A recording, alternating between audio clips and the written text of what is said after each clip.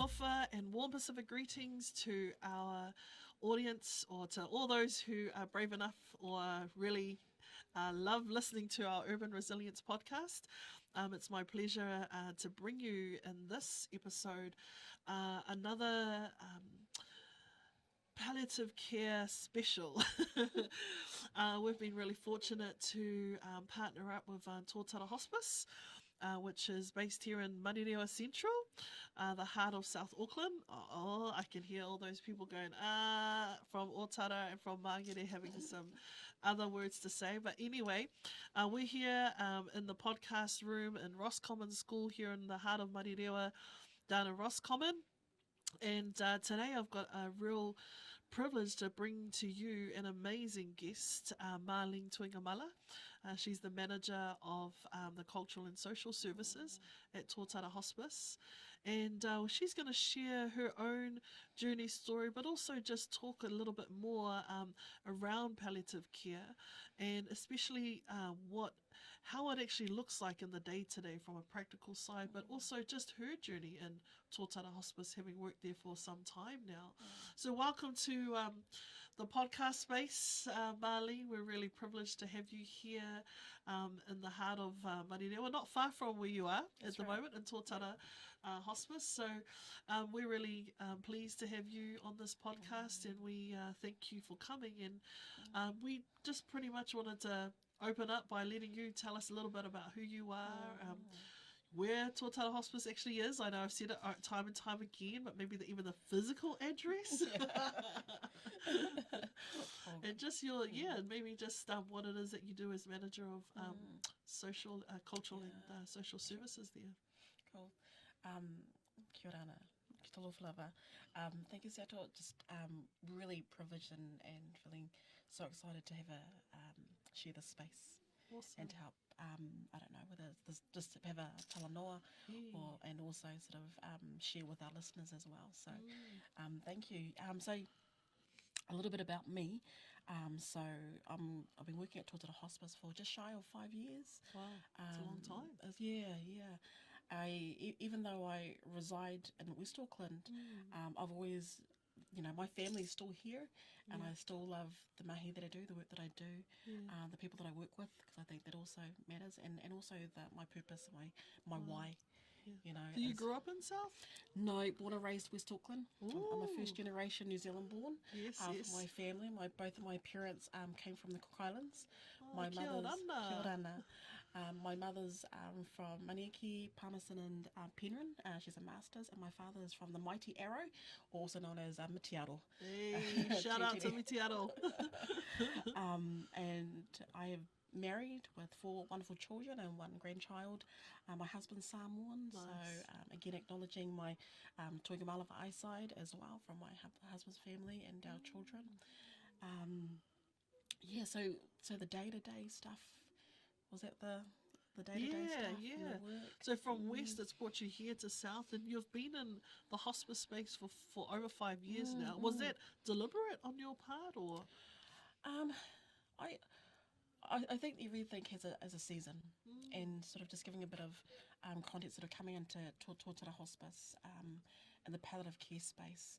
I spent a long time in primary care and sort of supporting our general practices around sort of funding other projects and initiatives, really around prevention and management. Right. And through my time in that space, I've had some of my own personal family members that have utilised hospice services. Wow. Not necessarily at Totara, but definitely across the country, and people that are very dear to me as well. And I think what sort of signal for me is that recognising the importance of letting family be true to themselves, and from a cultural perspective, from a collective as well, and what good partnership could look like. Wow. And so I say that in a space of where,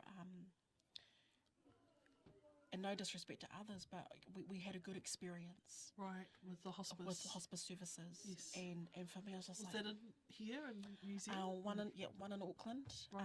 Up in West Auckland. Okay. And my grandfather was in Napier. Okay. As well, so the hospice service really does extend right across Aotearoa. Yeah. because as a family, we sort of either all go to Yes. Napier or we all go to this part, we That's all go to right. that part. And I think sort of really changes how we, some of that natural stuff for us as a unit, you know, when we look about mobilising and going to support Yes. as well. So, So hospice is not new to you. no, Yes. no. Yeah. Hospice isn't new to me in terms of, because what I saw was a good experience. I wanted other Pacifica families Yeah. to have right. that as well.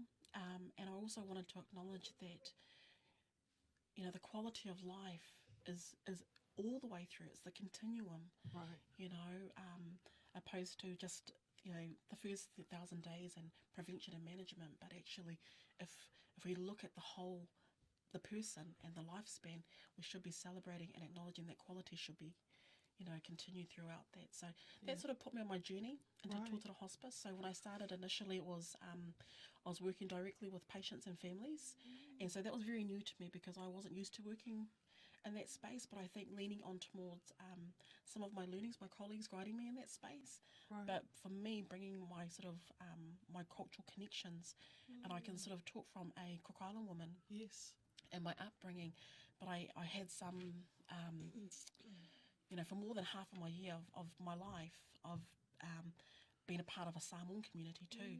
So there were some similarities that I could sort of lean on as well, but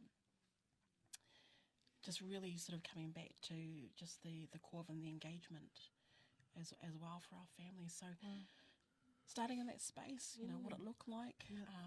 I think the big key thing for me was in coming into the role wasn't always being the doer, but also how we partner with our other colleagues and how we do things together is important. Because hospice and palliative care, that's like it's literally one. It's the same side of it's two sides of the same coin, isn't it? That's See, right. I'm not even used to that Yeah. saying, but it came to my mind. So, because Balangi is my second language, I thought, it's the two sides of the same coin, right? So, when you talk palliative, you talk hospice. Correct, When you yeah. talk hospice, you talk palliative. That's Is that right? That's right. And is it because one is like a more medical service and the other one That's isn't? right. Or how? Yeah, that's right. So being palliative is more as a diagnosis. So we're looking at a life-limiting illness that's non-curable. Okay. So it could be not putting time frame because none of us know when our time is up. Yes. But a rough guide, there's a couple of tools, you know, that they look at. You know, is it within 12 months? It could be more or less. We don't know. Yes. You know, but we have some kind of guidance when we look. And So it's not time bound? no, it's not time bound. We're looking at non-curable. Right. So treatment's no longer, you know, an option in terms of, you know, curity, and there'll be a life limiting, you know, in that space as well. And so you've seen a lot of this in the last 5 years, especially here in Totara Hospice, but your own personal experience has been such a good one. Yes. That you've wanted Pacific families to have more of an understanding and actually access to palliative care and to hospice. Absolutely. Yeah. And I just watched, so even from observing, is that the hospice services that we've had, you know, involved is that they were there on the fringes. And I felt, this was my sense, you know, not speaking on behalf of my whole family, but my sense is that feeling safe, that there was a specialised team sitting on the fringes ready to jump in, but they weren't discrediting our cultural respect to honour someone in terms of overtaking the care, because that's also important to us as well. So we were able to honour and respect and do our duty of care as a family, and I mean that, you know, as a loving way. But also when things got a little bit tough, we knew that there was someone on the other line or someone who was due for a visit to come and check in and just sort of to see how things are going. So does it mean, like, from a hospice and palliative care perspective, that caring for someone with a life-limiting illness, see, these are all new terms to me too. I'm learning it here. No, it's great. Don't be sorry. I love it because I think for us, it's understanding this whole area. Like for us, it's, you know, my own experience of caring for mum who passed away. We don't, like, the doctors have their terms, and we're just living day to day, right? Like day in, day out. But understanding, having some good information prior, I think for me is really important. You know, like if I was listening to something like this and I'm in the middle of it, it would help me understand, you know, it better, because we're so afraid of them dying at that time that we sort of don't really want to face the reality of it. But part of it is now being able to be prepared to understand what it means. And so for your family, having those experiences in both Napier and West, and now wanting to ensure in your role, having been there 5 years, that people in Totara Hospice, people here in South Auckland, engage better with it. From your experience, are they? Do you think they're having that experience now with you, or are people still like kind of on the fringes, not really sure about what this is? There's always a huge shift. We acknowledge and we see the barriers that we have in terms of our families, because I think some of the things that maybe sort of touched on from our previous speaker, Neil Kenny was saying that families think it's, say palliative or hospice, they're going to die tomorrow, or like pack your bags, and whereas for I've had to go in and meet with families before they even agree to come into the service and say, come and have a look, don't pack your bags, I promise you can go home afterwards. So there's even going right back to say that we're just a service. A lot of our work is in the patients or the family, their home. And so there's that in their home, in their right? home. So really for hospice and palliative care, it's not necessarily been in the hospital. No. But it's been able to help people care for their loved ones in their own home. That's right. That's right. And that's always been hugely important. And how can we do that in terms as a service, a specialist service, to support families to do that, as a way of honouring respect and the wishes as well. There's so acknowledging sometimes we have those kind of barriers that we've got to work through. Is there an increase, maybe those who are using the services, like are we making a difference? I think we could only look at there has been an increase to our Pacifica numbers that are agreeing to come on board to our services as well. Are we doing it right? I think there's always room for improvement, and I think there's always opportunities for us to hear from the families as well. And do these families come directly to you, or do they come? How do they come to Totara? Do they just ring up and say, "We've got someone here"? Yeah. So if we to be referred to hospice or Totara, it would either be from their GP, from their doctors, their family doctors, or be from maybe their specialist service. So maybe if it's the oncology service, or it could be through Middlemore Hospital. Okay. So our clinicians had a look and say, well, actually, I think you may benefit from palliative, and especially from the hospice team that could offer. You might need some, you might need more input and support. Right. So they use the word complex, but we can offer you a bit more support to help you support you through this. And then who normally? How's the first point of contact with the Pacific families? Sure. Do they? Yeah, good question.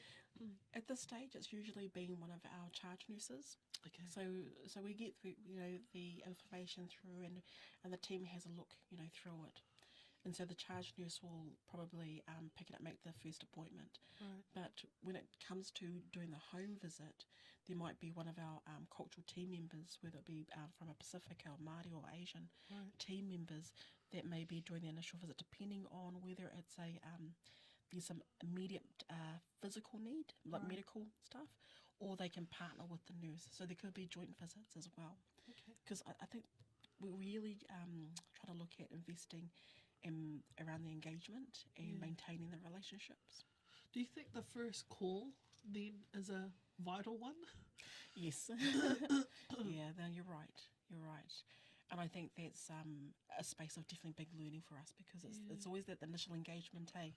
Well, I was just thinking about my first call, right? Because the specialist had told us that Mum was going to palliative, and we sort of, and because it was told to us with a whole number of other information, it was just kind of like, okay, all right, we didn't, it wasn't explained to us what this was about, and why we were, so we weren't really it wasn't top of mind for us. But then when we got a phone call from the nurse, it wasn't It wasn't like, oh, tala falava, or, yeah, I'm from here and we're here to do, I just wanted, it was more, oh, yeah, I'm here from Totara, you've been referred here, and because it wasn't top of mind and I'm the one that took the call, I just felt like, well, what can you do for me right now? Because I'm in the middle of really, you're in the midst of caring. You don't really. It was another service who was sort of coming right in, and I think too, it's the way it was. The way it was. The initial engagement was. The way the phone call was for me, and when I spoke to my brothers, I mean, they wouldn't even been able to take the call at that time. They would have not picked it up. They were saying, whereas I was the one that had to field all of them. Yeah. And because it was quite a cold call in terms of like more of a practical call, it was like, well, we don't need this right now. So, why would I trust you with and yet now when I hear about what the services provide and having heard from other family members that it was such a good experience, I think, I really wish we had that, right? Because I remember my mum at Middlemore and I remember thinking there is no way she's going to die here. Not like this, because I had just seen a patient being rolled out in front of us and I just thought, not like this, and so I made a conscious effort to actually have Mum at our place because we were in Mount Albert at that time and we went into central services. But had I known that there was an opportunity to have her cared in her own home that way, I'm pretty sure we would have gone down that track, So having a manager of cultural and social services for Totara is brilliant, Marleen, and being able to make a difference with that service, given there's so many of our families with the first wave of aging population here in Pacific that are going to need those kinds of services. So for you, like, what's important for people, our communities, to know about the work that you do here at Totara Hospice? I think some of the is we're a service for all. We're a free service. Wow. There's no charge. Yes, we're a charity. A lot of our work, probably about just over 70% of our work is actually in the homes. So the team comes to you. Okay. There is a so I'm trying to think. So I lost my train of thought. What was the question you said? So you've got a team that can come out. 70% of the work is done outside, but you've also got a facility there. And whereabouts is Totara in Manirewa, by the way? Address. Right. The physical address, 140 Charles Prevost Drive. Okay. It's off Hill Road. So Botanical Gardens, you'll see the mobile petrol station, a block of shops. Just turn left down there and we're opposite the gardens. There's a school there. Yeah, and we've been privileged to go there. It was my first... I've grown up in South Auckland, all my life. Walked Totara Park, that whole... If everyone wants to know, wants to get fit before some of the 100 steps at Totara Park, literally beside Totara Park is this beautiful hospice. And it's such a peaceful place there. But it's like a hidden cave for South Auckland. So you wouldn't even know it was there. Yeah, we get that a lot, and I think some of the things, I'm feeling really blessed that before coming into this sort of role, this management role, is prior to that, I think some of my groundwork had to be understanding what's happening in the community level for the first 3 years. Right. And seeing what is the need, because I can talk about my good stories, but actually what are some areas that we could improve on. Yes. And so is it around how we engage? Is it in terms of, are we, even our organisation, there were some hard conversations and reflections, like did we reflect our community that we serve? Yeah. And is it one size fits all? Well, actually, no, it's not. Yeah. But what are those things? What does it look like? And and as much as we'd love to recruit, different, maybe a Samoan team, a Kwailan team, a Tongan team. Yeah. But there's that gem of cross-pollination in terms of our approach and our engagement. Right. So there's a lot of internal, as an organisation, a lot of our own journey by cultural training, our own understanding of our community as well. But is that like training up the nurses and the doctors to understand so we how have, we might engage? Wow. Yeah, so there's some formal training that we're doing on site as part of orientation coming on board, but I think some of the gem stuff is like sharing the joint visits, or are there some of the families that our team do call as initial engagement to say, hey, we've just received your notification you're coming to our services, what do you know about us? Because I think that's also important. Yeah. What do people know about about- hospice? yeah. Because that gives us a starting point. Yes. Because, no point us sort of spilling all this, we do this. It's not about trying to package a pretty, Yeah. box, but actually where do we start? Because we have to think about how we, patient-driven, Yeah. whānau-centred, as well. One of the things I just wanted to just briefly share Yes. is that a couple of years ago we did some, patient experience surveying with whānau as well, with ainga as well. Right. Those who had been through the service and who were currently in the service, and sort of ask some of those questions. What would you have wished you'd known before you came on board? So it was a whole suite, and collecting that information, there was some things that came up around medication, the fear of morphine and opioids, Yes. about using that, faith and spirituality, Right. Christian belief, very Yes. strong Pacifica community in Counties Manukau Yes. as well. So also acknowledging that's also very important. There was the family, the collective, Yes. and just the different layers, That's and right. we did a presentation, and part of that came through developing a form which we called popo. Right. Popo meaning the coconut, yes. and so there was a bit of a story behind the layers, Right. the liquid around the fluidity of spirituality. So there's a big talk around that too, but we designed it into a form because I think also acknowledging the patient, but also the family member. Yeah. And I think sort of touching back is that sometimes our loved ones who are referred to the service, they're also very concerned about their loved ones. Yes. And how do we support the carer? Yes. How do we support the family? Yeah. Are they using any of those traditional remedies that they don't want to say anything Yes. about? Right. So it's not about dampening the cultural or just sort of putting the medical westernised view over everything, but actually how do we shift the power back and have some kind of partnership, to get the best out of both worlds. And do you see that a lot with families, with our Pasifika families, that there's a lot of our traditional healing and traditional medicines that seem to come up? Yeah, in the palliative space? Yeah, I think there's more. I think some cultures are stronger than others, Right. as well, but definitely the faith space. Right. And I think definitely around the wanting to practice the, spirituality, they want to pray, Yes. before and after, Yes. we visit. So there's a lot of stuff that is so important Right. before addressing the dosage and the equipment and Yes. So So because there's a big, in terms of faith, we all know as soon as someone's unwell, or as soon as they know that there's I guess they wouldn't call it, so I'm saying, like, the words that we would use as, long-term illnesses or, non-curable disease, all those sort of things. Our people just think, kalo whai o mai, ko ka kalo, ko whai ka ko mawhakanga, let's go pray for them, let's go and, kakawanga pogi, we'll fast, we'll pray, for the healing, because that's the mindset, right? That's the belief, and those are all great, those are all, because it's part of that journey, right?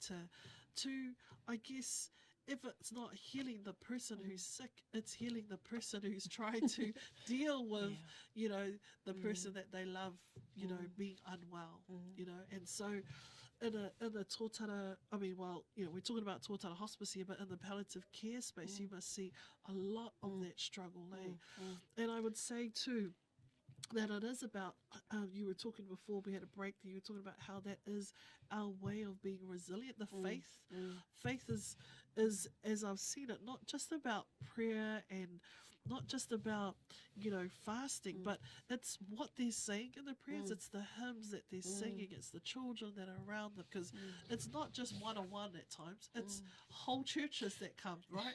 They bring in their whole church. If someone's at hospital, the elders will go to visit, the church will come to visit, if someone's sick at home, the church will come and sing hymns, it's part and parcel of That's that. right. And I think that's probably the real difficult thing in the palliative space is that it can be for a while for our families, right? Yeah.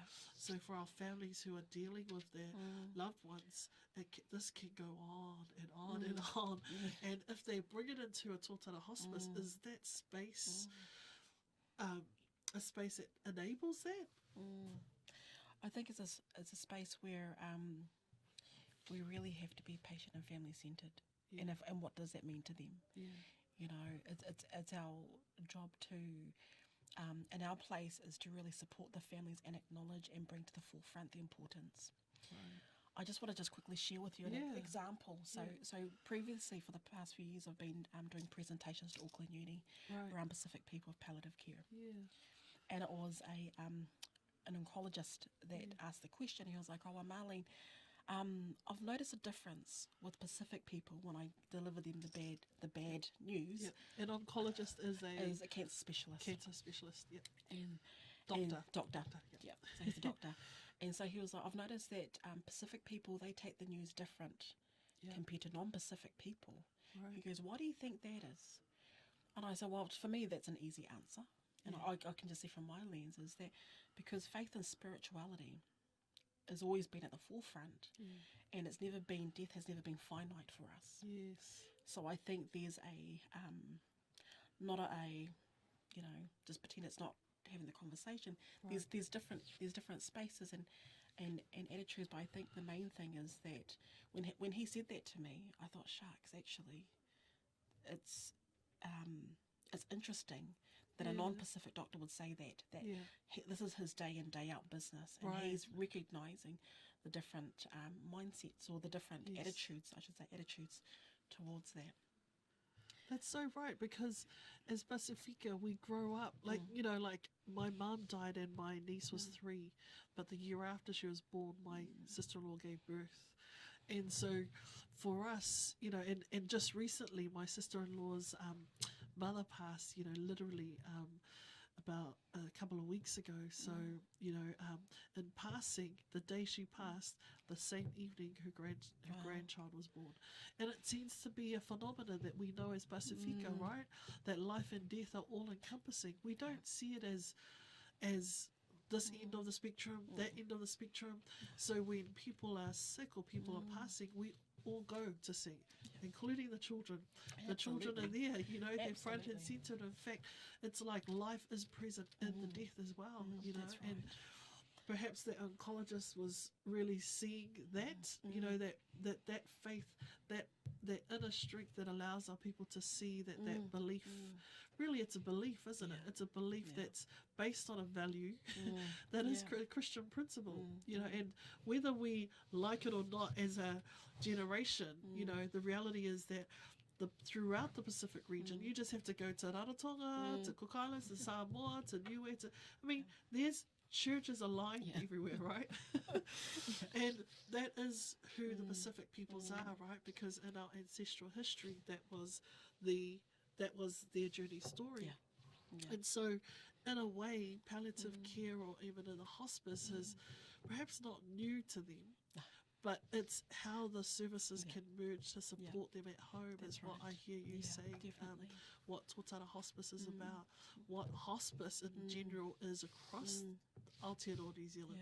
That our people, whether they're in Auckland, which is the majority, we know, but if there are those that are in the South Island, there is a hospice as well that can be accessed as well to help them. Absolutely. And I think that's always been the important part of the message is also too, is when the families that choose to decline hospice services don't want to come say, no, not for us, thank you. It's important that I want them to hear the message to say, if you say no today, it's okay if you change your mind tomorrow. Because when we're talking about access from an equity lens too, I think it's important for our families to know that they didn't cut their losses and that's it. They can change their mind. It's okay, because the emotions itself is enough to deal with. But allowing ourselves the permission and space to maybe just sit and hold that for a little bit. So even if in the first instant, like me, it was like a no, but if I learnt a little bit more about it later, I could always re-engage. through the doctors, or Yeah. I could just ring them direct by that stage? Yeah, sometimes when I've gone out to be the initial contact for families, I've taken some resources and pamphlets and etc. Had a bit of conversation, Yes. a bit about the services from my lens and what the whole organisation can offer. Right. I like to follow up within a week or just after a week so they've had time to let the information digest Yeah. before making any decisions. So I think a warm welcome Yeah. is also important, Yeah. but part of that engagement, that relationship building Yeah. as well, because I think trusting the people Yeah. who's going to care for you or your loved ones is also important. Yeah.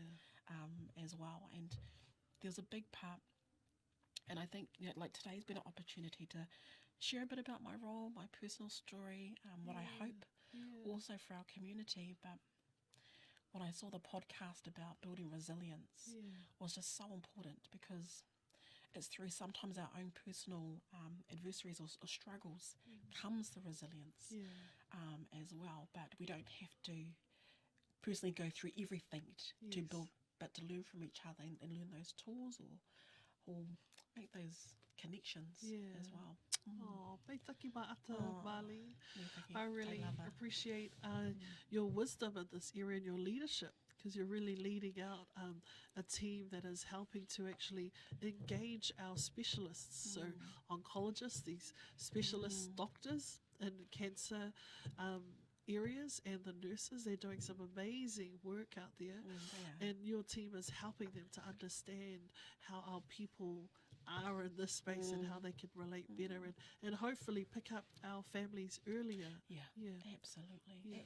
As we talk about intergenerational trauma, Yeah. so we try and minimise the crisis phase, Yeah. because it takes a whole new generation to see the outcomes. Yeah. So let's plant the seed today to have the tree tomorrow. So. Yeah, I mean, I hope too, and we're caring for my dad now. I hope now, like, and understanding this area a little bit better, it will help us not be so resistant and afraid of actually engaging with the services that are actually there to help our caring journey, because we're all working full time. Help our caring journey be one that actually can be doable. Yeah. And like you said, even in those resistance really comes from being able to be to walk through those challenges. So once again, Marleen, mai taki ma'ata. We're just going to close off a little bit just with a little fun thing right now. Your favourite island food? Oh gosh, poke. I was going to say that if that wasn't your number one, I would be hideously disappointed. You're that not poke coming was back. Not your number one. And poke is a Cook Island food made of... So variations, but it's mainly famous for being with cooked bananas. Nice. So That's your favourite? Mine is actually the pumpkin, so the orange one. So poke comes in a pumpkin form, people. Yep. And favourite island drink? Otai. Otai. I make Oi. one at home myself, my family every Christmas. Okay, so that's a Tonga drink. Well, is that a Cook Island drink? Would you say it's an island drink? I stole the Tonga name for the otai because it sort of said, I first tried something similar through a salmon function, and then I just put a Cook Island twist to it. Nice. So we'll call it a Cook Island otai. Cook Island otai. And what not to do when you go to an island family's home? What not to do? Don't turn up empty-handed. Hey, don't turn up empty-handed, people. So check us out here on all our social media channels. It's whether you are Urban Resilience Podcast. Happy to have you again, Marleen. Mai taki ma'ata, and Te lava. take care. Thank you so much.